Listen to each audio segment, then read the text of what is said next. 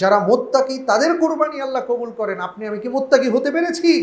প্রশ্ন হলো এটা। কোরবানি আপনাকে আমাকে এই শিক্ষা দেয় যে তুমি কি মুত্তাকি, তুমি কি সর্বক্ষেত্রে আল্লাহকে ভয় করো, তুমি কি সর্বক্ষেত্রে আল্লাহকে মেনে চলো, তুমি কি তাওহীদবাদী, তুমি কি সর্বক্ষেত্রে তাওহীদের উপর অবিচল, তুমি কি মুত্তাকি, তুমি কি সর্বক্ষেত্রে আল্লাহকে ভয় করে চলো?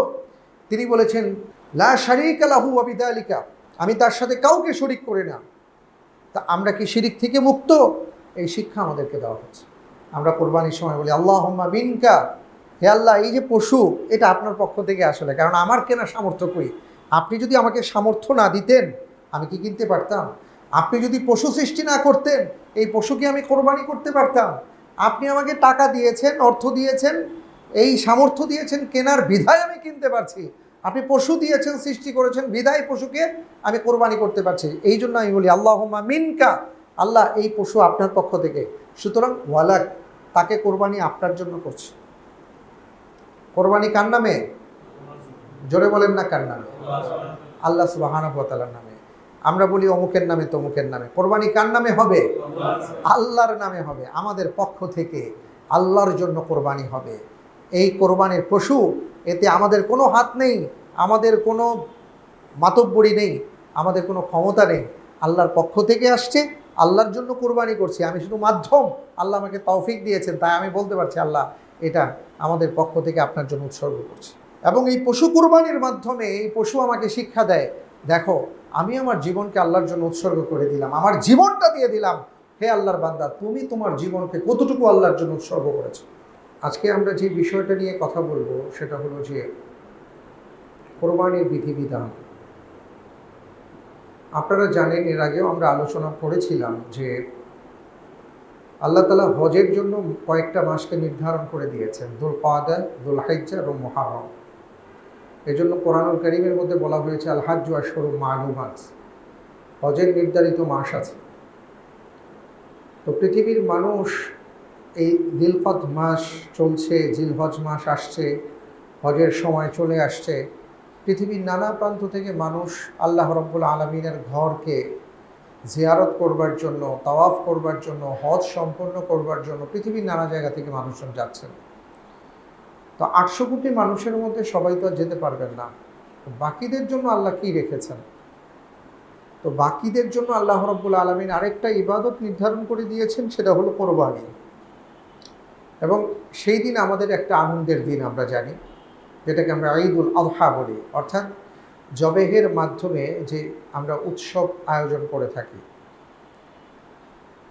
আমরা একটা কথা প্রায় শুনি এবং আমি আমার বক্তব্যে বলি, আমি আমার নিজেকে নসিহা করি, প্রত্যেকটা ইবাদতের মধ্যে আল্লাহ তাআলা অনেকগুলো শিক্ষা রেখেছেন। একটা ইবাদতের ভেতরে আপনি প্রবেশ করবেন, আপনি এমন কিছু পাবেন যে আপনি নিজে হতবাক হয়ে যাবেন যে আগে জানা ছিল না। তো আমরা যদি ভেতরের জ্ঞান অর্জন না করি, কেবল বাহ্যিক বিষয়টা কি ইবাদত হিসাবে গণ্য করে সেটাই পালন করি, কাগজ কলমে শরিয়ার আলোকে দুনিয়ার মানুষের চোখের সামনে আপনি ইবাদত গুজার বলে বিবেচিত হবেন। কিন্তু এই ইবাদতের মাধ্যমে আপনি কতটা আল্লাহ তাআলার পক্ষ থেকে পুরস্কৃত হবেন সেটা আল্লাহই ভালো জানেন। কারণ আপনি নিজেও বুঝতে পারছেন যেইভাবে আমার কাজটা করা দরকার ছিল সেইভাবে করা হয়নি। আমরা অনেক সময় দেখি যে অনেককে অনেক কাজ দিই আমরা। তো কাজ মানুষ দুইভাবে করে, একটা হলো ভালোভাবে কাজ করে, মন দিয়ে কাজ করে, যেটা আমরা বলি মন দিয়ে কাজ করো। কেউ মন দিয়ে কাজ করে, কেউ দায়সারা কাজ করে। আমরা যারা ইবাদত ভেতরে প্রবেশ করতে পারি না, তা আমাদের ইবাদত দায়িত্ব হিসাবে দায়সারা গোছের হয়। আর আমরা যারা ভেতরে প্রবেশ করতে পারি তাদের ক্ষেত্রে ইবাদতটা মন দিয়ে করেন এবং সেটা অনেক সুন্দর হয়। তো দুনিয়ার জীবনে কোনো শ্রমিক যখন মন দিয়ে কাজ করে আর কাজটা সুন্দর হয়, তখন আপনি খুশি মনে তাকে তার পারিশ্রমিক দিয়ে থাকেন।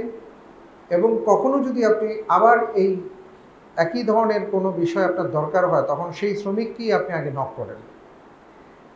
আর যেই শ্রমিক দায়সারা গোছের কোনোভাবে কাজটা বুঝিয়ে দেয় এবং আপনি দেখেন কাজের ভেতরে অসংখ্য ভুল, এমন অনেককেই দেখি যে যাদের ক্ষমতা আছে তারা তো স্বাভাবিকভাবেই সে পরিশ্রম ঠিক মতন করে নাই, সেইভাবে পারিশ্রমিক দেয় না। শুধু তাই নয়, অনেক ক্ষেত্রে তাকে পানিশমেন্ট দেওয়া হয়, আবার অনেক ক্ষেত্রে দেখা যায় যে তাকে আর কখনোই ডাকা হয় না। তা আমাদের ব্যাপারটাও তাই যে আল্লাহ তাআলা আমাদের জন্য যে ইবাদত ফরজ করেছেন, ওয়াজিব করেছেন, এই প্রত্যেকটা ইবাদতের পালনের ক্ষেত্রে দুইভাবে আমরা পালন করতে পারি। একটা হলো মন দিয়ে পালন করা, আরেকটা হলো দায় হিসাবে পালন করা। দুঃখজনক হলেও সত্য যে অধিকাংশ মানুষই আমরা দায় হিসাবে পালন করি, যে কারণে আমাদের ইবাদত করে যাই কিন্তু কোনো ফল পাই না, কোনো ফলাফল আসে না, এবং আমাদের মধ্যে আমাদের আচরণে কোনো পরিবর্তন আসে না, আমাদের কথাবার্তায় কোনো পরিবর্তন আসে না। এক কথা বলতে পারি, ভালো মানুষ হতে পারি না। যেখানে কথা ছিল একজন ভালো মানুষ মানে হলো ভালো মুসলিম, একজন ভালো মুসলিম মানে হলো ভালো মানুষ, তার হাত থেকে, তার কাছ থেকে, তার ভাষা থেকে আরেকজন মানুষ নিরাপদ থাকবে। আর এখন পৃথিবীব্যাপী আমাদের একটা বদনাম ছড়িয়ে পড়েছে যে যারা মুসলমান নিজেদেরকে দাবি করে এরা অনেক ক্ষেত্রে এমন সব আচরণ করে যেটা সাধারণ মানুষ করে না। কারণ আমরা ভেবে নিয়েছি ওই যে নামাজ রোজা হজ যাকাত পড়ি আর হাদিসে শুনেছি ঈমান থাকলে কোনো না কোনো দিন জান্নাতে যাব, সুতরাং সব পাপ কাজকে আমরা এখন বৈধ মনে করা শুরু করেছি। আসলে এত সহজ না, ইসলাম এত সহজ না। আল্লাহ রাব্বুল আলামিন প্রত্যেকটা ইবাদত দেওয়ার পরে এটা এমনি এমনি দেন নাই, কারণ ইবাদতের মধ্যে শিক্ষা রেখেছেন। ভেতরে প্রবেশ করতে হবে, মন দিয়ে ইবাদত করতে হবে। সম্মানিত ভাইরা আমার, এই কথাগুলো এই জন্য বলছি যে আলহামদুলিল্লাহ যারা হজে যাবেন তারা তো হজ করবেন, কিন্তু যারা হজে যাচ্ছেন না তাদের জন্য আল্লাহ তাআলা একটা ইবাদতকে ওয়াজিব করে দিয়েছেন, তার নাম হলো কোরবানি। কারো কারো মতে এটা সুন্নতে মুআক্কাদা বা সুন্নতে রাতিবা, কারো মতে এটা ওয়াজিব। আমরা এটার মাসালা শুনবো, মাসালা জানবো, এটা অনেক ব্যাপার আছে, সেগুলো অবশ্যই আমরা শুনবো। বাট আমি যেটা বলতে চাই সেটা হলো আসলে এই যে আমি আপনি কোরবানির দিন কোরবানি করব, আসলে এই কোরবানিটা কি? আমরা কি কেবল গোশত খাওয়ার জন্য কোরবানি করি? এখন তো কোরবানিটা ওই দিকে চলে গেছে।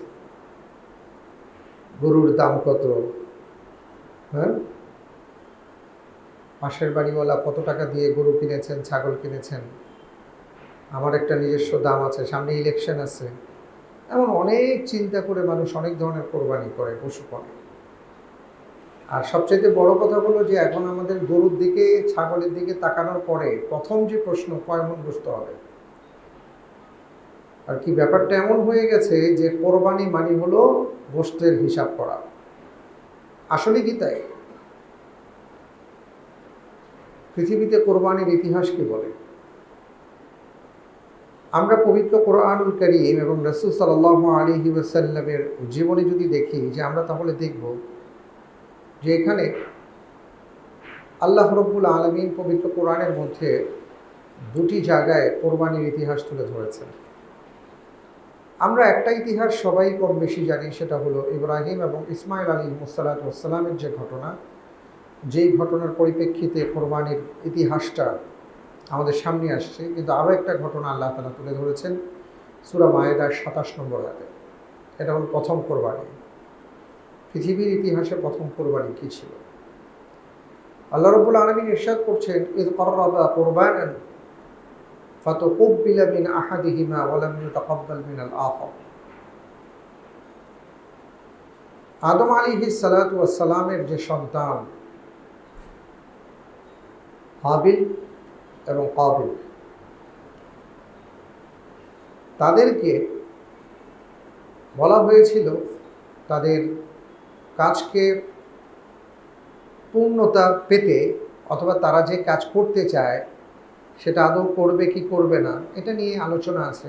আমরা তো একটা ঘটনা শুনেছি বা জানি যে আদম আলাইহিসসালাতু ওয়াসসালামের এবং মা হাওয়া আলাইহিসসালাতু ওয়াসসালামের ওনাদের যে সন্তান পৃথিবীতে আসতো, আল্লাহ তাআলা এইভাবেই করে দিয়েছেন, জোড়ায় জোড়ায় আসতো, একটা ছেলে একটা মেয়ে।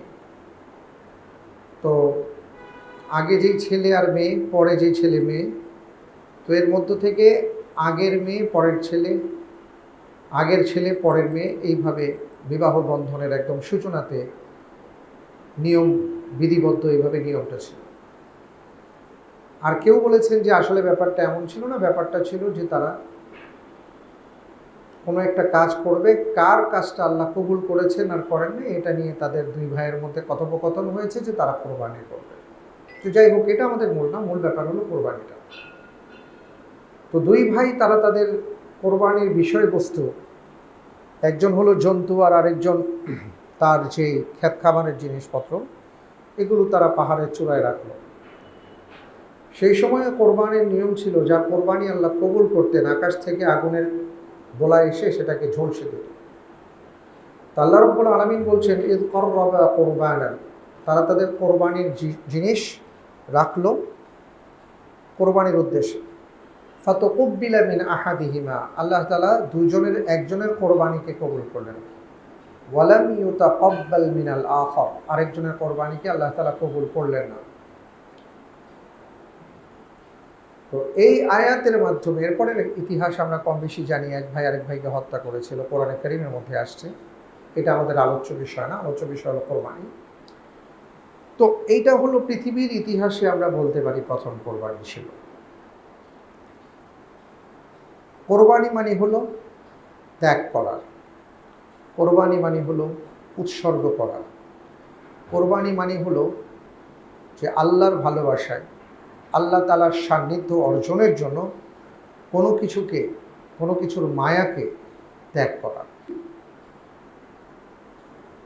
হযরত ইসমাঈল আলাইহিস সালাতু ওয়াস সালামের বয়স কত ছিল এটা নিয়ে কিছু কথা আছে।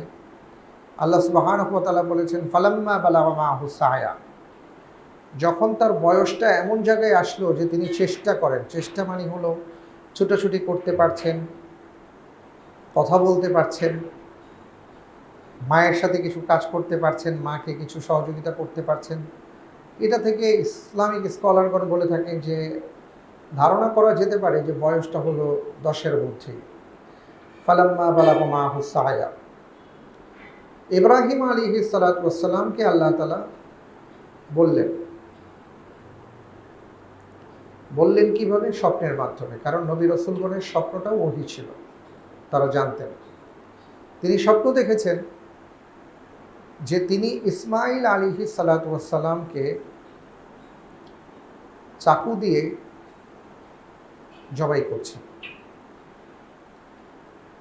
তো তিনি এই স্বপ্ন দেখার পরে তিনি বুঝে ফেললেন যে আল্লাহ রব্বুল আলামিন যেটা চাচ্ছেন, আমি আমার সন্তানকে, যেই সন্তানের জন্য আল্লাহ তাআলার কাছে 87 বছর দোয়া করেছি, এই সন্তান, ছোট্ট সন্তান, আল্লাহ তাআলা নির্দেশ দিয়েছেন, আল্লাহর নির্দেশনায়, আল্লাহর ইচ্ছায় এই সন্তানকে, তার স্ত্রীকে কাবার পাশে রেখে আসছেন।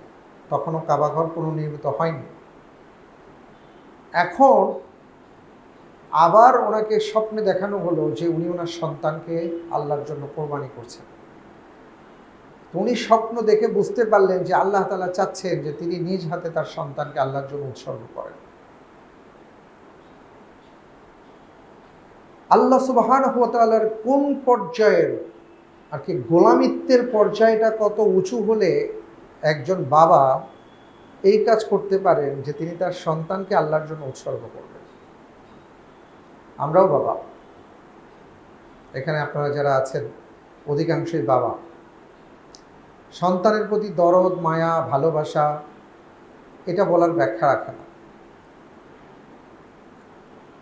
হযরত ইব্রাহিম আলাইহিস সালাতু ওয়াস সালাম সন্তানকে, এই ছোট্ট শিশুর সন্তান যে তার এতটা ভালোবাসার, এতটা দোয়ার ফসল, কিন্তু সেই সন্তানকে তিনি কোরবানি করার জন্য স্বপ্ন দেখার পরে রওনা হয়ে গেলেন। আর আমরা আমাদের সন্তানদের ফজরের নামাজের কোরবানিটুকু করতে পারি না। ফজরের আজান হয়, আমরা আমাদের সন্তানদেরকে আমাদের সাথে মসজিদে নিয়ে যেতে পারি না, অথবা বাসায়ও নামাজ পড়াতে পারি না। তখন আমার মনে হয়, আহারে, এই বাচ্চা রাতের বেলা অনেক রাতে ঘুমিয়েছে, এখন কষ্ট দেওয়ার দরকার আছে। তাহলে এই ঈমান নিয়ে, এই গোলামিত্ব নিয়ে কিয়ামতের ময়দানে আমি আপনি কিভাবে দাঁড়াবো? খালি গরু খাসি কোরবানি করলে তো হবে না, কোরবানি তো ভেতর থেকে আসতে হবে, কোরবানির শিক্ষাটা নিতে হবে। আমরা কেবল বাহ্যিক কোরবানির প্রতি মনোনিবেশ করি, কিন্তু ভেতরের কোরবানি দিয়ে আমরা আসলে এই চিন্তাটা করতে পারি না যে মৌলিক কোরবানিটা আসলে কি ছিল। হযরত ইব্রাহিম আলাইহিস সালাতু ওয়াস সালাম কত বড় কোরবানি, কত বড় আল্লাহর জন্য তিনি কোন জিনিসকে উৎসর্গ করতে যাচ্ছেন, যে জিনিসের জন্য তিনি আজীবন অপেক্ষা করেছেন, আল্লাহর কাছে দোয়া করেছেন, দোয়া করতে করতে করতে করতে একটা পর্যায়ে আল্লাহ তার দোয়া কবুল করেছেন, আল্লাহ তাআলা তাকে সন্তান দিয়েছেন, সেই সন্তানকে তিনি আবার রেখে আসছেন এক জায়গায় হাজার মাইল দূরে। এখন আল্লাহ তাআলা তাকে স্বপ্নে দেখিয়েছেন যে এই সন্তানকে আল্লাহর জন্য উৎসর্গ করতে হবে। আর আমরা সামান্য থেকে সামান্য আমাদের বাচ্চাদের ক্ষেত্রে নামাজের কথা বলতে পারি না, এই কোরবানিটুকু আমরা করতে পারি না, তাকে দিন শেখাতে পারি না, দিনের পথে রাখার ক্ষেত্রে আমরা কোনো ধরনের আমরা পদক্ষেপ নিতে পারি না। আমরা কেমন বাবা, আর ইব্রাহিম আলাইহিস সালাম কেমন বাবা ছিলেন। যাই হোক, তিনি স্বপ্ন দেখে দেরি করেন নাই, চলে আসছেন। এসে ইসমাইল আলাইহিস সালাতু ওয়াস সালামকে তৈরি হতে বললেন, উনি ওনার স্ত্রীকে বললেন, ওনার স্ত্রী ওনাকে তৈরি করে দিলেন ইসমাইল আলাইহিস সালাতু ওয়াস সালামকে। এবার এই সন্তানকে নিয়ে যাচ্ছেন। আপনারা দেখেছেন হজের মধ্যে হাজী সাহেবরা পাথর মারে, যেটার নাম হলো বড় শয়তান, মাঝারি শয়তান, ছোট শয়তান। এটাকে আরবিতে বলা হয় জামারাত, আল জামারাতুল কুবরা, আল জামারাতুল উসতা, আল জামারাতুস সুগরা, পাথর মারার স্থান। এই যে পাথরটা মারা হয়, কেন মারা হয়, তাফসীরের মধ্যে আসছে। বাবা যখন এই ছোট্ট ছেলেকে নিয়ে রওনা হয়েছেন, শয়তান সাথে সাথে মায়ের কাছে গিয়ে বলে, আরে তুমি তো দিলা সাজায়া গোছায়া, এই সন্তানকে ইব্রাহিম কোথায় নিয়ে যাচ্ছেন তুমি জানো? না, জানি না। কোথায় নিয়ে যাচ্ছেন? আরে তোমার সন্তানকে উনি কোরবানি করতে নিচ্ছেন। কেন? আল্লাহ স্বপ্ন দেখাইছেন, আল্লাহ স্বপ্ন দেখিয়েছেন, এই স্বপ্ন বাস্তবায়ন করার জন্য ওই মিনাতে নিয়ে যাচ্ছেন, ওই সামনে নিয়ে যাচ্ছেন। হাজেরা আলাইহিস সালাতু ওয়াস সালাম বললেন যে যদি আমার সন্তানকে আল্লাহ তাআলা আমার স্বামীকে বলে থাকেন কোরবানি করতে আল্লাহর জন্য, তাহলে আমার সন্তান আল্লাহর জন্য কোরবানি হবে। আচ্ছা দেখেন তো কোন মা, আমাদের ফ্যামিলিতেও তো মা আছেন, আমাদের ফ্যামিলিতে মায়েরা তাদের সন্তানের পিছনে কত কষ্ট করেন। আপনাদের কি মনে হয়, মা হাজেরা কি এই ছোট্ট শিশু ইসমাইলের জন্য কম কষ্ট করেছেন? আপনি সব হিসাব নিকাশ বাদ দেন, পৃথিবীর সমস্ত মা তারা যদি এতটুকু চিন্তা করে, আমাদের মাতৃত্বের ভালোবাসা সব কিছুকে নিয়ে যদি আমরা চিন্তা করি যে একজন মা তার সন্তানকে নিয়ে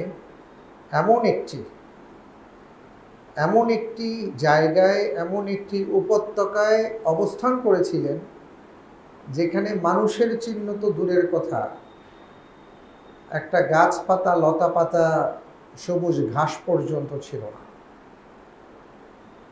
এই সন্তানকে মা কিভাবে লালন পালন করেছেন, এই সন্তানের খাওয়া, এই সন্তানের পানাহার, এই সন্তানের যে যাবতীয় যে সকল প্রয়োজন পূরণ মা দেখেছেন। এখন সেই মা বড় করে এই পর্যন্ত করেছেন, আর বাবা বলছেন রেডি করে দাও, তিনি রেডি করে দিয়েছেন। শয়তান এসে প্ররোচনা দিচ্ছে যে তুমি তো কষ্ট করে লালন পালন করছো, এখন ইব্রাহিম আলাইহিস সালাম তো তাকে নিয়ে যাচ্ছে, কেন? যে তাকে কোরবানি করবে। তো তিনি যখন শুনলেন যে আল্লাহ তাআলা নির্দেশ দিয়েছেন, তখন তিনি বললেন, আমার সন্তানকে যদি আল্লাহ কবুল করেন তাহলে আলহামদুলিল্লাহ, আমি সৌভাগ্যবান,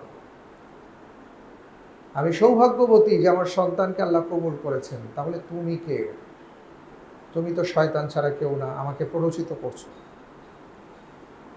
তিনি 7টি পাথর নিয়ে এই শয়তানকে নিক্ষেপ করেছিলেন যে দূর হ শয়তান, ভাগ। আমরা বলি না, ওনার ঈমানের জোর আল্লাহর প্রতি অগাধ বিশ্বাস এবং ওনার কি বলবো যে আল্লাহ সুবহানাহু ওয়া তাআলা তার মালিক এবং তিনি তার গোলামিত্ব এমনভাবে প্রকাশ করেছেন, আল্লাহ এতটা সন্তুষ্ট হয়েছেন যে ওনার এই পাথর মারাকে কিয়ামত পর্যন্ত হাজী সাহেবদের জন্য একটা ওয়াজিব কাজ বা সুন্নাহ কাজ করে দিয়েছেন। সুবহানাল্লাহ। এবং একটা স্মৃতি জাগানিয়া বিষয় হয়ে আছে।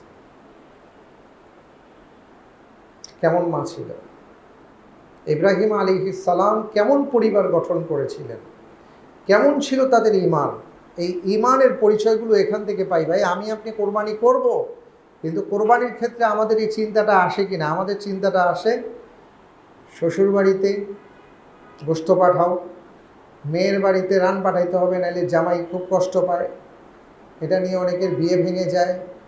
তারপরে চট্টগ্রামে তো এমন অনেক সিস্টেম আছে, ভাই আছেন এই জায়গায় চট্টগ্রামের লোক, তো এমন অনেক জায়গায় অনেক ধরনের কোরবানি আমাদের হয়, কিন্তু আসল কোরবানি আমরা করতে পারি না।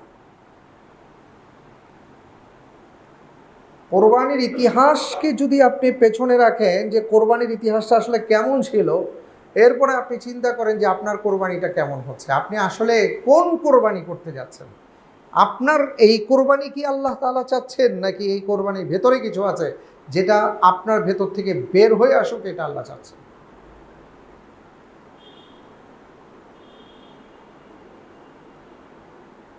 ইব্রাহিম আলাইহিস সালাতু ওয়াস সালাম উনি ওনার ছেলের পরামর্শ, উনি ওনার ছেলেকে তার সিদ্ধান্ত জানাচ্ছেন এবং সেই সাথে দেখছেন যে কেমন ছেলে আমার হয়েছে, আমার স্ত্রী তাকে কেমন আদব শিক্ষা দিয়েছে, আমার স্ত্রী আমার সন্তানকে কিভাবে তাওহীদের শিক্ষা দিয়েছেন। ইব্রাহিম আলাইহিস সালাতু ওয়াস সালামের এই কথা থেকে ফুটে আসে, তিনি বললেন, ইয়া বুনাইয়া ইন্নী আরা ফিল মানাম আন্নী আযবাহুক। বাবা আমি তো স্বপ্ন দেখেছি। বাবা ছেলে যাচ্ছে, মিনার দিকে যাচ্ছেন, এবার বাবা বলতেছেন ছেলেকে যে বাবা আমি স্বপ্ন দেখেছি, আমি তোমাকে আল্লাহর জন্য উৎসর্গ করছি, ফানজুর মাযা তারা, তুমি একটু চিন্তা ভাবনা করো এই ব্যাপারে, তোমার মতামত কি, তোমার রায় কি। আমরা বলি না যে রায় দেওয়া, বিচারকের রায়, রায় মানে হলো অভিমত, রায় মানে হলো সিদ্ধান্ত। তো তিনি বললেন ফানজুর মাযা তারা, তো তুমি একটু চিন্তা ভাবনা করো, কি বলতে চাও বলো, আমি কি করতে পারি, আমি দেখছেন।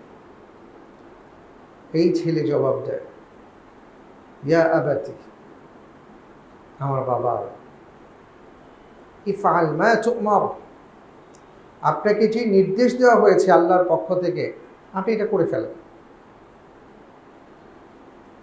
সাতাজিদুনি ইনশাআল্লাহু মিনাস সাবিরিন, আপনি টেনশন নিয়েন না, আপনি চিন্তা করবেন না, আপনি আমাকে ধৈর্যশীলদের মধ্যেই পাবেন। এই ছেলেটা বলে নাই আমার এই ছোট্ট বয়সে আল্লাহ কি করবেন আমার কোরবানি দিয়ে, আমি কেন মারা যাব, মাত্র হলাম, এত কষ্ট করেছি, এখন আবার আমাকে এইভাবে আপনার কোরবানি করতে হবে না। ছেলে কোনো কথা বলে না। ছেলে কি বলেছে, ইয়া আবাতি ফাআল মা তু'মার, বাবা আপনাকে যা নির্দেশ দেওয়া হয়েছে স্বপ্নের মাধ্যমে আপনি সেটা বাস্তবায়ন করেন, আপনি এই ব্যাপারে কোনো টেনশন করবেন না, আপনার ভাবার কোনো দরকার নাই যে আপনার সন্তান এই ক্ষেত্রে কী করবে না করবে। না বাবা, আমি ধৈর্যশীল, আমার জীবনকে আমি আল্লাহর জন্য উৎসর্গ করব, আমি রাজি আছি, আমি এটার জন্য প্রস্তুত। সুবহানাল্লাহ। চিন্তা করতে পারেন, একটা ছোট্ট ছেলে, সে জানে কিছুক্ষণের মধ্যেই তাকে নাশ করা হবে, শেষ করা হবে, তার জীবন নেওয়া হবে, কারণ আল্লাহ তাআলা তার জীবনটা চেয়েছেন। জেনে বুঝে, একটা হলো জানি না, হঠাৎ ঘটনা ঘটে গেছে এক জিনিস, আরেকটা হলো আমি জানি যে আমার একটু পরে কি হবে। দুইটা তো ভাই দুই জিনিস। ইসমাইল আলাইহিস সালাতু ওয়াস সালাম কঠিন পরীক্ষার সম্মুখীন হয়ে এই ছোট্ট মানুষটা বললেন, সাতাজিদুনি ইনশাআল্লাহু মিনাস সাবিরিন, আপনি আমাকে ধৈর্যশীলদের মধ্যে পাবেন। শয়তান পেছন থেকে এবার ইসমাইল আলাইহিস সালাতু ওয়াস সালামকে বলল, কি বলো তুমি, তোমার জীবন পড়ে আছে, তোমার ভবিষ্যৎ আছে, কি উনি একটা স্বপ্ন দেখলেন আর তুমি এখন বলতেছো যে হ্যাঁ আমার জীবন উৎসর্গ করবো। এইভাবে প্ররোচনা করছে। ইসমাইল আলাইহিস সালাতু ওয়াস সালাম বললেন, আল্লাহ তাআলা আমাকে কবুল করেছেন, তুমি বাধা দেওয়ার কে? তুমি তো শয়তান ছাড়া কেউ না। পাথর নিক্ষেপ করলেন একে একে 60টা। আল্লাহ তাআলা তার এই যে ছোট্ট ইমানে কওয়াত, মানুষ ছোট ইমানে তো বড়, আল্লাহ এত পছন্দ করলেন যে এটা আমাদের জন্য ইতিহাস করে দিলেন, ইবাদত করে দিলেন। তাফসীরের মধ্যে আসছে মা হাজেরা আলাইহিস সালাতু ওয়াস সালামকে একবার এবং ইসমাইল আলাইহিস সালাতু ওয়াস সালামকে দুইবার শয়তান প্ররোচনা দেওয়ার চেষ্টা করেছিল। এই 3 জায়গায় শয়তান পাথর খেয়ে তারা খেয়েছে। কতটা শক্তিশালী ঈমান ছিল। আমরাও তো ঈমানদার, আমরাও দাবি করি, কিন্তু আমাদের ঈমানের দাবি হলো সব খাওয়া দাওয়ার মধ্যে। খাওয়া কখন খাইলে ভালো হবে এটা, কোন খাবারটা সুন্নত সেটা, কোন সময় ঘুমানো সুন্নত এটা, এই সুন্নত এই ঈমানের দাবিতে আমরা বলিয়ান, কিন্তু জায়গা মতন আমাদেরকে খুঁজে পাওয়া যায় না। কোরবানি আমাদেরকে এই শিক্ষা দেয় যে কোরবানির ইতিহাস কিন্তু এটা। আল্লাহ সুবহানাহু ওয়া তাআলা বলেছেন, কলিজার টুকরা সন্তানকে নিয়ে গেছেন, নিয়ে যাওয়ার পরে তিনি কোরবানি করতে উদ্যত হলেন, কোরবানি করবেন। আল্লাহ সুবহানাহু ওয়া তাআলার পক্ষ থেকে আওয়াজ আসছে, ফালাম্মা আসলামা ওয়া তাল্লাহু লিল জাবিন। আল্লাহ রাব্বুল আলামিন লাম্মা শব্দটা ইউজ করেছেন যে যখন তারা আসলামা, দুজনই আত্মসমর্পণ করলেন, ওয়া তাল্লাহু লিল জাবিন, এবং আত্মসমর্পণ করে তাদের জাবিনকে, কপালকে ঠেকিয়ে দিলেন। এটা 2টা অর্থ করেছেন। কেউ বলেছেন যে ওনারা কোরবানির পরিপূর্ণ প্রস্তুতি নিয়ে যখন ছুরি চালাতে উদ্যত হলেন।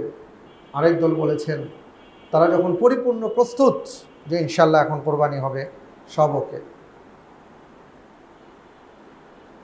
আল্লাহ সুবহানাহু ওয়া তাআলা বললেন, ওয়ানাদাইনাহু, আমি তাকে ডাক দিয়ে বললাম, আইয়া ইব্রাহিম, ইব্রাহিম ক্বাদ সাদ্দাকতা রুয়া, পরীক্ষায় তুমি পাস। তোমাকে যা স্বপ্ন দেখিয়েছি সেই স্বপ্ন বাস্তবায়ন করার ক্ষেত্রে তুমি যে পদক্ষেপগুলো নিয়েছো, তোমার স্বপ্ন বাস্তবায়ন হয়ে গেছে, কারণ তুমি তোমার কাজ সমাধা করেছো। আমরা অনেকে বলি ইব্রাহিম আলাইহিস সালাতু ওয়াস সালাম কোরবানি করতে উদ্যত হলেন। আসলে ব্যাপারটা হলো ইব্রাহিম আলাইহিস সালাতু ওয়াস সালামের কোরবানি আল্লাহ কবুল করে নিলেন, ইসমাইল আলাইহিস সালাতু ওয়াস সালামের কোরবানি আল্লাহ কবুল করে নিলেন। কারণ নিয়তের মধ্যে তাদের কোনো ধরনের বক্রতা তো দূরে থাক, নিয়তের মধ্যে কোনো ধরনের সূচ পরিমাণ ফাঁক ছিল না, কারণ তারা পরিপূর্ণভাবে কোরবানির জন্য প্রস্তুত। একজন তিনি তার কলিজার টুকরো সন্তানকে উৎসর্গ করছেন, আর আরেকজন জীবনের সবচেয়ে প্রিয় তার জীবন, সেই জীবনটাই আল্লাহর জন্য উৎসর্গ করতে প্রস্তুত হয়ে গেছে। আল্লাহ রাব্বুল আলামিন বললেন, তোমাদের কোরবানি আল্লাহ কবুল করে ফেলেছে। ইন্না কাযালিকা নাজজিল মুহসিনিন ওয়া ফাদাইনাহু বিযিবহিন আযীম। আমি ইসমাইল আলাইহিস সালামের বিপরীতে একটা সম্মানিত মর্যাদা সম্পন্ন কোরবানির ব্যবস্থা করলাম। জান্নাত থেকে জিবরাইল আলাইহিস সালাতু ওয়াস সালাম দুম্বা নিয়ে আসলেন, বললেন এটাকে কোরবানি দিয়ে দেন।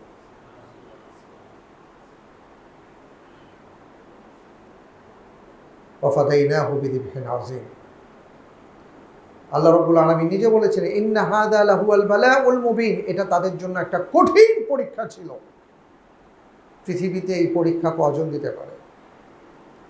আমাদের সমাজটা তো নষ্ট হয়ে যাচ্ছে, আমাদের অনেক চাল চলন কথাবার্তায় আমরা যারা মা বাবা ময় মুরব্বী গার্ডিয়ান আছি, আমরাই উল্টাপাল্টা, এই জন্য সন্তান উল্টাপাল্টা হয়ে যাচ্ছে। কিন্তু ওনাদের সময় তো এটা ছিল না। হযরত ইব্রাহিম আলাইহিস সালাম এমন বাবা ছিলেন না, মা হাজেরা এমন মা ছিলেন না। ওনারা ওনাদের সন্তানকে এমনভাবে গড়ে তুলেছেন যে এই সন্তান এমন এক সোনার টুকরো সন্তান হয়েছে। এই সন্তানকেও আল্লাহ তাআলা পরবর্তীতে নবী হিসেবে কবুল করেছেন। কিন্তু সেই সন্তান কেমন বাবার সন্তান, কেমন মায়ের সন্তান, তিনি তার জীবনটাকে উৎসর্গ করতে বিন্দুমাত্র চিন্তা করেন নাই আল্লাহর জন্য। সাথে সাথে তিনি বলেছিলেন যে আমি প্রস্তুত আছি। সুবহানাল্লাহ। ভাইরা আমার, কোরবানি আমরাও করব, কিন্তু ওই কোরবানির আগে আমরা যেন একটু চিন্তা করি যে আল্লাহ তাআলা যদি আমাদেরকে বলতেন যে তোমরা তোমাদের সন্তানদেরকে কোরবানি করো, আমরা আসলে কি পারতাম? কেমন ইমানদার! কিন্তু ওনারা তো পেরেছেন, ওনারা পেরেছেন এবং ওনারা দেখিয়েছেন। তো এই হলো কোরবানির মূল ইতিহাস, যেই ইতিহাস স্মরণ করে মূলত আমরা কোরবানি করে থাকি। আরেকটা ইতিহাস আছে যেটা রাসূল সাল্লাল্লাহু আলাইহি ওয়াসাল্লামের ইতিহাস আছে। উনি বলেছেন যে আমি দুই জবাইকৃত বাবার সন্তান, একজন হলেন ইসমাইল আলাইহিস সালাম, আরেকজন হলেন তার বাবা আব্দুল্লাহ। যে ওনার দাদা যখন স্বপ্ন দেখেছিলেন, লম্বা ঘটনা, যে উনি জমজম কূপ খনন করবেন, কোথায় জমজম কূপটা আছে ওনাকে দেখানো হয়েছিল, জমজম কূপ বন্ধ হয়ে গেছিল। তো উনি স্বপ্ন দেখার পর সাথে সাথে উঠছেন, উঠে ওইখানে মাটি ঘোরা শুরু করছেন। তো যখন মাটি ঘোরা শুরু করছেন, ওনার তখন বড় ছেলে হারিস ছিল। তন্নরা ধরছে, হ্যাঁ কি করতেছো তুমি, মাটি ঘুরতেছো কেন? তো উনি বললেন এখানে একটা কুয়া আছে, আমি স্বপ্ন দেখছি। এই কুয়া সবাই খুঁজতেছে কিন্তু পাচ্ছে না, কিন্তু তার দাদা স্বপ্নে এটা পেয়েছেন। তখন সবাই এসে বাধা দিচ্ছে, না তুমি এটা করতে পারো না, এটা আমাদের সবাইকে নিয়ে করতে হবে। তো এই যে সবাইকে নিয়ে করতে হবে, তো একটা পর্যায়ে যাই হোক, ওনারা তখন ওনার বাবা নিয়ত করেছিলেন যে আল্লাহ, আমার আজকে সন্তান কম, এই জন্য তাদের সাথে পারছি না, তুমি আমার সন্তানে বারাকা দান করো। আল্লাহ তাআলা তাকে সন্তানে বারাকা দান করেছেন। তো যাই হোক, ঘটনাচক্রে যেটা হয়েছে সেটা হলো যে এটা লম্বা ঘটনা। ওনারা পরবর্তীতে গিয়েছিলেন, বলছেন যে ঠিক আছে চলো তাহলে আমরা কাহিনীর কাছে যাই। তো ওনারা কাহিনীর কাছে গিয়েছেন, যেতে পারেন নাই। যাওয়ার আগেই একটা ঘটনা ঘটে, মরুভূমির মধ্যে সবাই পিপাসার্ত হয়ে যান, মরো অবস্থা। তখনই আব্দুল মুত্তালিব তিনি তার উট অনেক খোঁজাখুঁজি করে পানির সন্ধান পান। তিনি কোনোভাবে এই বিপন্ন জীবন থেকে মুক্তি লাভ করেন, ওনার উটকে পানি পান করান এবং সবাইকে পানি পান করান। তখন সবাই বলছে আর দরকার নেই আমাদের কাহিনীর কাছে যাওয়ার, আমরা তোমাকে মেনে নিলাম, তুমি জমজম কূপ খনন করবা। তো ওনার একটা নিয়ত ছিল যে আল্লাহ যদি আমাকে এমন বেশি করে পুত্র সন্তান দেন তাহলে আমি কোরবানি করব, এক সন্তানকে আল্লাহর জন্য কোরবানি করব। তো ওনার এমনই 10 সন্তান। তো ওনার যখন এই স্মৃতিটা মনে পড়ছে যে আমার তো কোরবানি করার কথা, তো উনি কোরবানি করবেন। তো ঘটনা হলো এমন যে উনি ঘোষণা দিলেন যে আমি এই ব্যাপার করছিলাম, এমন একটা ওয়াদা তো পূরণ করতে হবে। তো লটারির ব্যবস্থা করা হলো। লটারিতে ওই 10টা নাম ছিল। তো লটারি করা হচ্ছে, তীর নিক্ষেপ হচ্ছে, ওই নামগুলো শুধু আবদুল্লার কাছেই পড়তেছে। তো যখন আবদুল্লার এটা পড়লো তখন উনি কি করবেন চিন্তায় পড়ে গেলেন। তা এখন যেহেতু আবদুল্লাহর নাম আসছে, তাকে কোরবানি করা হবে, তখন আবার সবাই বাধা দিল যে না এটা তুমি করো না, এটা করো না, তুমি এই ব্যাপারে কাহিনীর কাছ থেকে জেনে আসো যে কী করবা। তো উনি আবার গেলেন। আমি তো বলতেছি আবার গেলেন, ভাই 400 মাইল অতিক্রম করে সে মদিনায় গেছে। তো কাহিন তাকে ফতোয়া দিছে এটা যে একটা কাজ করো, তুমি তীর নিক্ষেপ করবা, তীরের মধ্যে 2টা জিনিস থাকবে, লটারিতে 2টা জিনিস থাকবে, একদিকে থাকবে আবদুল্লাহ আর আরেক দিকে থাকবে 10টা উট। যতক্ষণ পর্যন্ত আবদুল্লাহর নাম বাদ দিয়ে উটের হিসাব না আসবে ততক্ষণ পর্যন্ত ততগুলা উট বাড়তে থাকবে। তো লটারি যতবার করে আবদুল্লাহর নাম আসে, তো এইভাবে 1 2 3 4 5 6 7 8 9 10, 10-এ গিয়ে 100 উট হয়। এরপরে দেখা গেছে যে আবদুল্লাহর নাম বাদ গেছে।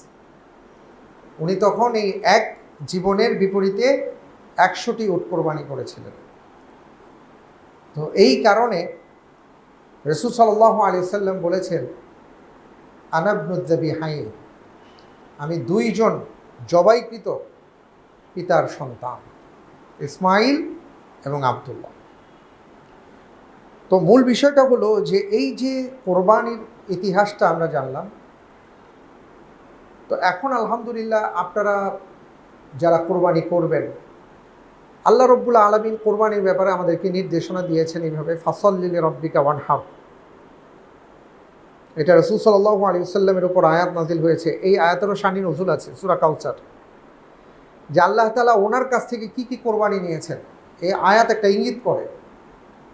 এই আয়াত তখন নাজিল হয়েছে যখন তার পুত্র সন্তান মৃত্যুবরণ করেছিল, এবং আশেপাশের কাফেররা যখন এটা নিয়ে ঠাট্টা মশকরা করছিল যে মুহাম্মদ সাল্লাল্লাহু আলাইহি ওয়াসাল্লাম নির্বংশ হয়ে যাচ্ছে। আপনি ভাবতে পারেন আপনার সন্তান একদিকে ইন্তেকাল করেছে, পুত্র সন্তান, কলিজায় কি বেদনা, এর মধ্যে আবার কাফেররা আপনাকে শোনাচ্ছে নির্বংশ, লেজ কাটা ইত্যাদি। আপনার কেমন লাগতে পারে? আল্লাহ তাআলা জবাব দিয়েছেন, ইন্না আ'তাইনাকাল কাউসার ফাসল্লি লিরাব্বিকা ওয়ানহার। তুমি তোমার রবের জন্য সালাত আদায় করো, কোরবানি করো। বিনিময়ে কি? আল্লাহ তাআলা তোমাকে কাউসার দান করবে। সুবহানাল্লাহ। ইন্না শানিআকা হুয়াল আবতার। আর যারা এগুলো বলে এরাই আসলে লেজ কাটা, এদেরই বংশ থাকবে না। তাই হয়েছে।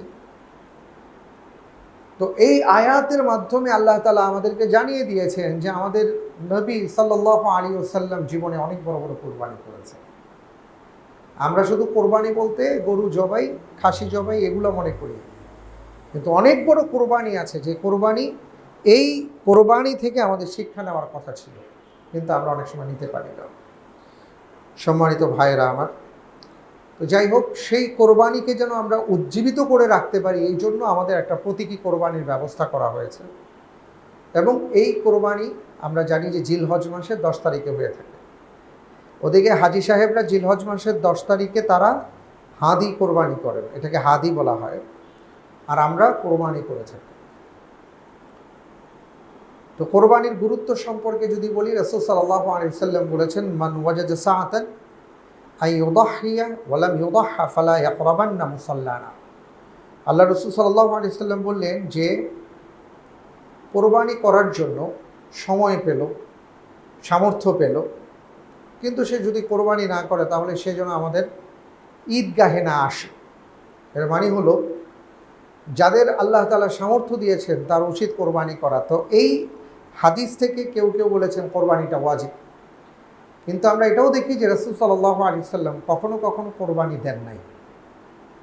অনেক সাহাবার জীবনীতে পাওয়া গেছে যে ওনারা কখনো কোরবানি দিয়েছেন, কখনো কোরবানি করেন নাই, যে কারণে অনেকে বলেন যে কোরবানিটা সুন্নাহ, অনেকে বলেন হানাফি মাযহাবে বলা হয়েছে ওয়াজিব, আর অন্যান্য মাযহাব বা ফাকিহ বিদগণ, অন্যান্য মাযহাবের ফাকিহদের মতে এটা ওয়াজিব নয়, এটা সুন্নাহ।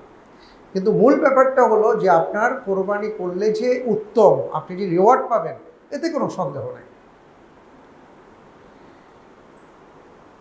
এবং রাসূল সাল্লাল্লাহু আলাইহি ওয়াসাল্লাম তিনি কি করতেন? তিনি প্রত্যেক পরিবারের পক্ষ থেকে আর কি, তিনি তার পরিবারের পক্ষ থেকে কোরবানি তো করতেনই, সেই সাথে সবাইকে উদ্বুদ্ধ করতেন। ইয়া আইয়ুহান নাস ইন্না আলা কুল্লি আহলি বাইতিন আযহিয়া ওয়া আসিরা। তিনি বলেছেন যে হে লোক সকল, প্রত্যেক আহলে বাইতের পক্ষ থেকে, অর্থাৎ পরিবারের পক্ষ থেকে কোরবানি করো বা কোরবানি করা উচিত। অনেকে মনে করি যে আমি তো কোরবানি করতে পারবো কিনা, আমার তো সামর্থ্য নাই। আমরা এমন একজন রাসূলকে পেয়েছি যে রাসূল আমাদের পক্ষ থেকে ১৫০০ বছর আগে ওই সকল উম্মতের পক্ষ থেকে কাজ করেছে। সুবহানাল্লাহ।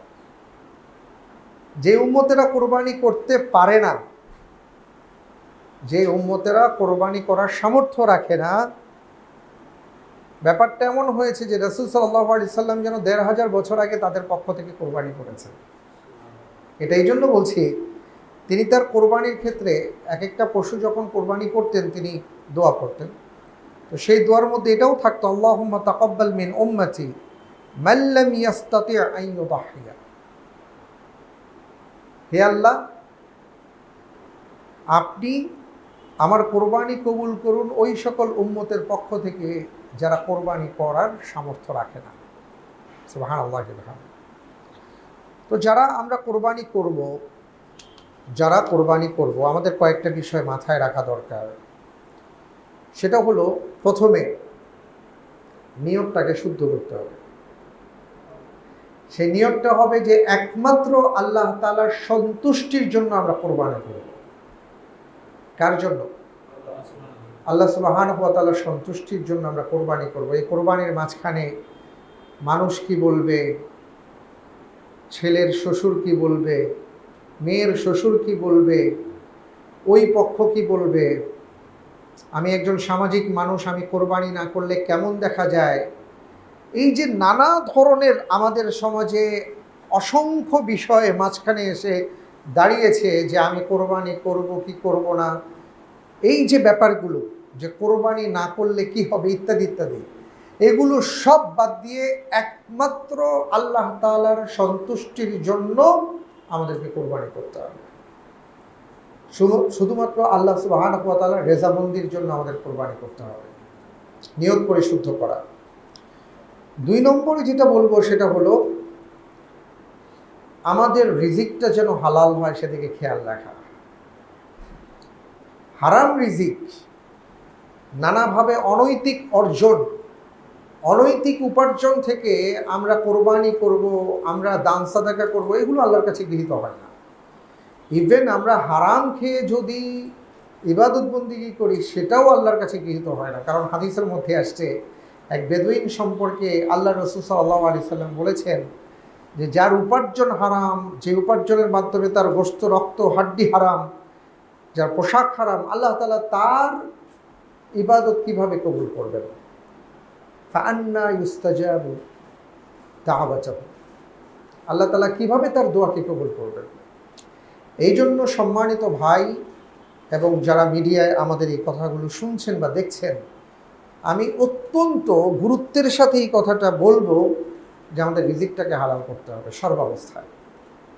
আমরা আবার এমন অনেকে আছি যে আমরা ঘুষের টাকা আলাদা করে রাখি, বেতনের টাকা আলাদা করে রাখি, এবং বেতনের টাকা দিয়ে কোরবানি করি, ঘুষের টাকা দিয়ে বাকি কাজ করি। এইটা আমরা কাকে বুঝ দিচ্ছি আসলে? এই বুঝ আমাদের কাছেই থাক, এই বুঝ আল্লাহর সামনে আমি উপস্থাপন করতে পারবো না। সুতরাং হারাম উপার্জন সর্বক্ষেত্রে পরিত্যাজ্য, এই ব্যাপারে আমাদের মাথায় রাখতে হবে। হজের সময় অনেককে দেখি বলে যে হুজুর আমার জমি বিক্রির টাকা, হ্যাঁ আমার একদম হালাল, আমার বেতনের টাকা আমি আলাদা করে রেখেছি, আর বাকি সারা জীবন হারাম খেয়েছি। হ্যাঁ, এইগুলা দিয়ে তো আসলে হবে না। আল্লাহ তাআলা আমাদেরকে হেফাজতে রাখুন, আমিন। আর 3 নাম্বার বললাম, সেটা হলো রিয়ামুক্ত কোরবানি, লোক দেখানো কোরবানি থেকে আমাদের বেঁচে থাকতে হবে। কারণ এই জাতীয় কোরবানি যদি আমরা দিই, এই কোরবানি আল্লাহর কাছে গৃহীত হবে না। লা ইয়ানালাল্লাহু লুহুমুহা ওয়ালা দিমাউহা ওয়ালাকিন ইয়ানালুহুত তাকওয়া মিনকুম। আল্লাহ সুবহানাহু ওয়া তাআলা বলেছেন, এরা যে জবাই করে, পশু জবাই করে, সেই সময় করতো, 1500 বছর আগেও হতো। তারা উঁচা উঁচা শিং রাখত, এই শিংকে এই কোরবানি দিয়ে তারা এই শিং দিয়ে বুঝাইতো যে আমরা এত বড় গরু, এত বড় উট, এত বড় এইটা সেইটা আমরা জবাই করছি। তারা মাথা উঁচু করে রাখত, তারা এইভাবে ঝুলিয়ে রাখত। এটা আমাদের দেশে আগে দেখতাম গ্রামে গঞ্জে এগুলো অনেক দিন থাকতো, ওই যে শিং এইটা বাসা বাড়িতে ঝুলায় রাখতো। এটা কেন রাখতো অবশ্য আমি জানি না, যাই হোক। তো আল্লাহ সুবহানাহু ওয়া তাআলা বলেছেন লা ইয়ানালাল্লাহু লুহুমুহা, যে ওই যে কয় মন গোশত হলো এটা আল্লাহ দেখেন না। ওয়ালা দিমাউহা, এই রক্ত দেখেন না, কি পরিমাণ রক্ত তুমি প্রবাহিত করেছো। ওয়ালাকিন ইয়ানালুহুত তাকওয়া মিনকুম, তোমার হৃদয় কি কারণে কোরবানি করেছে এটাই আল্লাহ তাআলা দেখেন। তোমার ভেতরে কতটুকু তাকওয়া ছিল সেটা আল্লাহ দেখেন। আমরা কোরবানি করতে গিয়ে ওই কম দামে যদি একটু কিনতে পারি, আহা হা, সবাই আমাদেরকে অ্যাপ্রিসিয়েট করে, আমরাও ফুলে ফেপে একাকার ভাবে কোরবানি কবুল হয়ে গেছে। হ্যাঁ, আপনি গরুর হাটে গিয়ে ব্যাপারী সাইজ করে দিচ্ছেন কোনো না কোনোভাবে, মনে করেন তুমুল বৃষ্টি, এই বৃষ্টির মধ্যে কাদা মাদা মাখামাখি, এখন ব্যাপারীরা বেচতে পারতেছে না, আপনি খবর পেয়ে সাথে সাথে গেছেন মাঠে গিয়ে, এবার যা দাম বলেন ব্যাপারী বলে সাইডা দেমা কাইন্দা বাছি, এমন হয় না? আমাদের হাটগুলো কিন্তু এই সাইজের। ব্যাপারীরা মাঝে মাঝে রশি তাদের কাছে রাখে, আবার মাঝে মাঝে ক্রেতার কাছে রশি চলে আসে, কারণ এই দুই পক্ষ টানাটানি হয়তো। তা আমাদের ব্যাপারটা হলো যে আমরা যেহেতু কোরবানি করব, তা আমরা আবার এমন সুযোগ খুঁজি আর কি।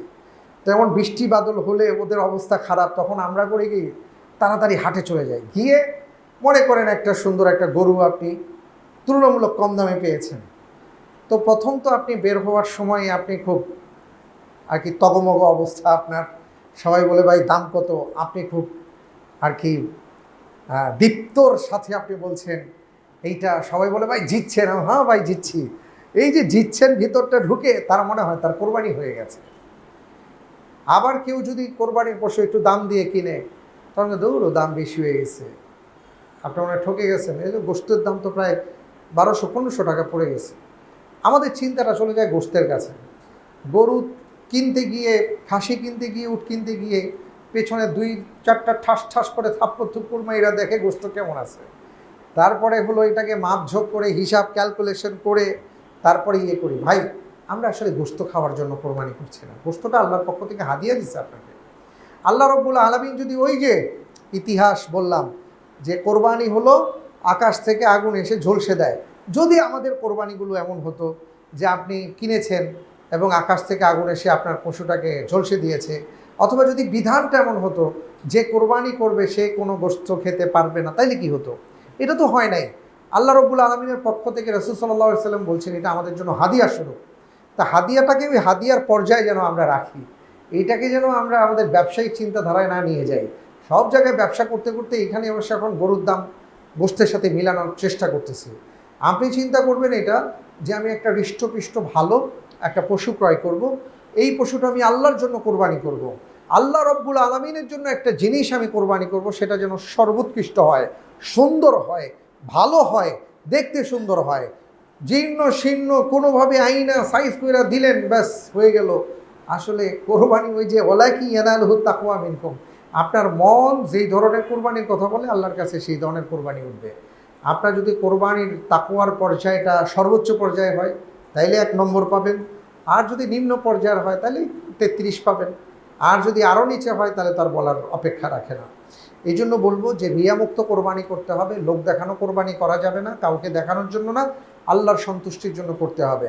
আপনার ভিতরে গুতাবে এই মিয়া তোমার কাছে টাকা আছে, তুমি এই টাকা দিয়ে তো একটা 40 লাখ টাকা দামের কিনতে পারো, এতে কী হবে? আর আরেকটা আফসোসের ব্যাপার, সে খেয়াল করছেন কি না, ইদানিং যা হচ্ছে এক এক জায়গায় এক একটা পশুর নামকরণ করে।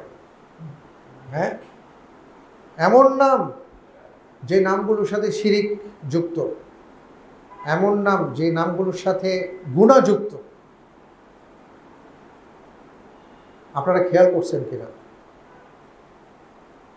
এমন এমন নাম, কখনো নায়কের নাম, কখনো নায়িকার নাম, কখনো দেবদেবীর নাম, কখনো এমন এমন বিষয়ের নাম এগুলোর সাথে যুক্ত করে যেগুলো আসলে শুনলে খারাপ লাগে, এবং আমরা আসলে কোথায় চলে যাচ্ছি। তো এটা আমাদের খেয়াল রাখা দরকার। এবং অনেকে আছেন পশুর হাটে গিয়ে গরু কেনেন, একটা নাম ডাক পায়, এবং অমুক সাহেব কোন গরুটা কিনছে, কত টাকা দিয়ে কিনছে, এগুলো নিয়ে এখন ইদানিং খুব প্রতিযোগিতা হয়। আপনি 20 লাখ টাকা বাজেট করছেন, আলহামদুলিল্লাহ, আল্লাহ যদি আপনাকে দিয়ে থাকেন আপনি করেন। ওই 20 লাখ টাকা দিয়ে একটা গরু না কিনে আপনি যদি 20 লক্ষ টাকা দিয়ে 20টা গরু কিনেন, তাহলে দেখেন তো কী হইতে পারে, হিসাব করেন না। আপনি তো আল্লাহ সুবহানাহু ওয়া তাআলার সন্তুষ্টির জন্য কোরবানি করবেন।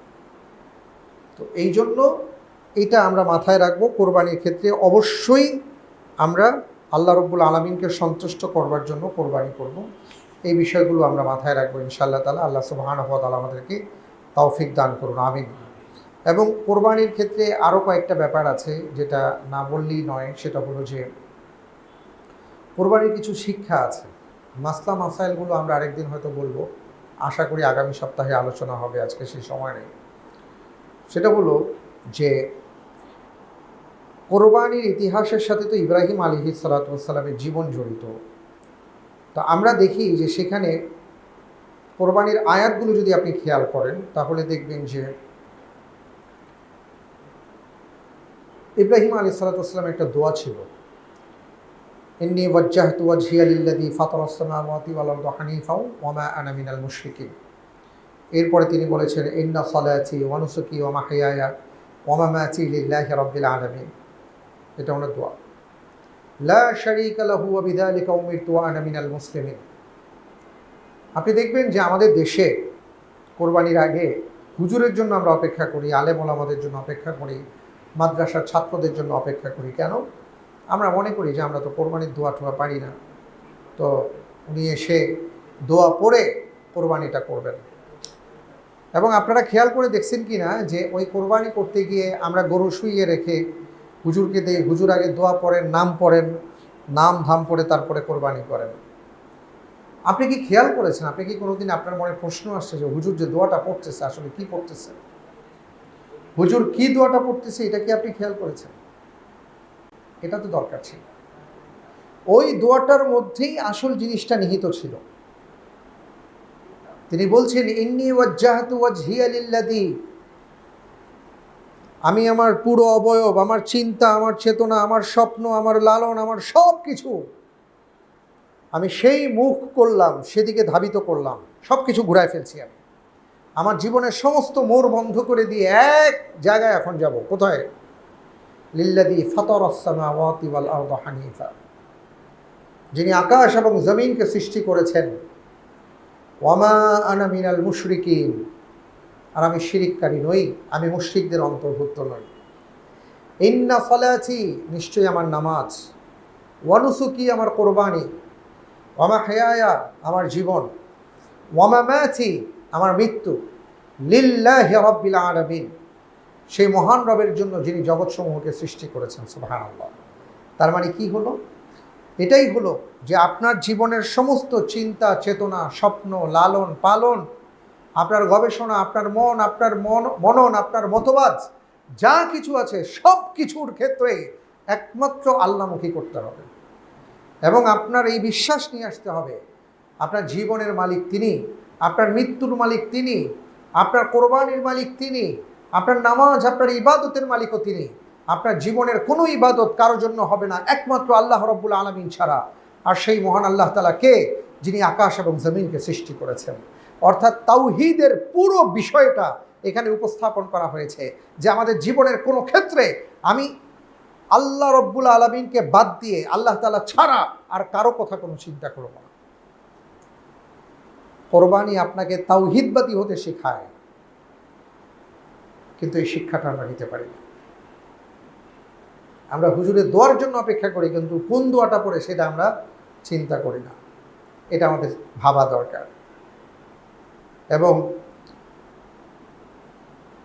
ওই যে প্রথম যে ঘটনাটা ছিল কোরবানির, ইয ক্বাররাবা কুরবানান ফাতাকুব্বিলা মিন আহাদিহিমা ওয়া লাম ইউতাকাব্বাল মিনাল আখার, ওইখানে একটা আয়াত আসছে, ইন্নামা ইয়াতাকাব্বালুল্লাহু মিনাল মুত্তাকিন, যারা মুত্তাকি তাদের কোরবানি আল্লাহ কবুল করেন। আপনি আমি কি মুত্তাকি হতে পেরেছি? প্রশ্ন হলো এটা। কোরবানি আপনাকে আমাকে এই শিক্ষা দেয় যে তুমি কি মুত্তাকি, তুমি কি সর্বক্ষেত্রে আল্লাহকে ভয় করো, তুমি কি সর্বক্ষেত্রে আল্লাহকে মেনে চলো, তুমি কি তাওহীদবাদী, তুমি কি সর্বক্ষেত্রে তাওহীদের উপর অবিচল, তুমি কি মুত্তাকি, তুমি কি সর্বক্ষেত্রে আল্লাহকে ভয় করে চলো। তিনি বলেছেন যে লা শারীকা লাহু ওয়া বিযালিকা, আমি তার সাথে কাউকে শরীক করি না। তা আমরা কি শিরিক থেকে মুক্ত? এই শিক্ষা আমাদেরকে দেওয়া হচ্ছে। আমরা কোরবানির সময় বলি আল্লাহুম্মা মিনকা, হে আল্লাহ এই যে পশু এটা আপনার পক্ষ থেকে আসলে, কারণ আমার কেনার সামর্থ্য কই। আপনি যদি আমাকে সামর্থ্য না দিতেন আমি কি কিনতে পারতাম? আপনি যদি পশু সৃষ্টি না করতেন এই পশুকে আমি কোরবানি করতে পারতাম? আপনি আমাকে টাকা দিয়েছেন, অর্থ দিয়েছেন, এই সামর্থ্য দিয়েছেন, কেনার বিধায় আমি কিনতে পারছি। আপনি পশু দিয়েছেন, সৃষ্টি করেছেন, বিধায় পশুকে আমি কোরবানি করতে পারছি। এই জন্য আমি বলি আল্লাহুম্মা মিনকা, আল্লাহ এই পশু আপনার পক্ষ থেকে, সুতরাং ওয়ালাক, তাকে কোরবানি আপনার জন্য করছে। কোরবানি কার নামে? জোরে বলেন না কার নামে? আল্লাহ সুবহানাহু ওয়া তাআলার নামে। আমরা বলি অমুকের নামে তমুকের নামে। কোরবানি কার নামে হবে? আল্লাহর নামে হবে। আমাদের পক্ষ থেকে আল্লাহর জন্য কোরবানি হবে। এই কোরবানির পশু, এতে আমাদের কোনো হাত নেই, আমাদের কোনো মাতব্বরি নেই, আমাদের কোনো ক্ষমতা নেই। আল্লাহর পক্ষ থেকে আসছে, আল্লাহর জন্য কোরবানি করছি। আমি শুধু মাধ্যম, আল্লাহ আমাকে তৌফিক দিয়েছেন, তাই আমি বলতে পারছি আল্লাহ এটা আমাদের পক্ষ থেকে আপনার জন্য উৎসর্গ করছি। এবং এই পশু কোরবানির মাধ্যমে এই পশু আমাকে শিক্ষা দেয়, দেখো আমি আমার জীবনকে আল্লাহর জন্য উৎসর্গ করে দিলাম, আমার জীবনটা দিয়ে দিলাম। হে আল্লাহর বান্দা, তুমি তোমার জীবনকে কতটুকু আল্লাহর জন্য উৎসর্গ করেছো? এই চিন্তা আমাদের করা দরকার। এগুলো হলো আমাদের কোরবানির শিক্ষা। তারপরে যদি আমি আরও বলি যে কোরবানি করতে গিয়ে হযরত ইব্রাহিম আলাইহিস সালাতু ওয়াস সালাম তখন বয়স কত ছিল? বয়স কম করে হলেও ওনার 100 বছরের কাছাকাছি ছিল। একজন মানুষ তিনি এত বার্ধক্যে এসেও একটা কঠিন ইবাদত তিনি করেছেন, তাই না? তাহলে আমি আপনি জুয়ান থেকেও ইবাদত করতে পারি না কেন? একজন বৃদ্ধ মানুষ কিন্তু মনের কত প্রচন্ড জোর যে আল্লাহ তাআলা বলছেন কোরবানি করো, তিনি কোরবানি করছেন। আল্লাহর হুকুম পালনের ক্ষেত্রে তিনি তার বয়সকে পিছনে ফেলে দিয়েছেন। আর আমরা আজকে আল্লাহর হুকুম পালনের ক্ষেত্রে আমাদের সামনে কত কিছু বাধা হয়ে দাঁড়ায়। মসজিদে চেয়ারের অভাব নাই।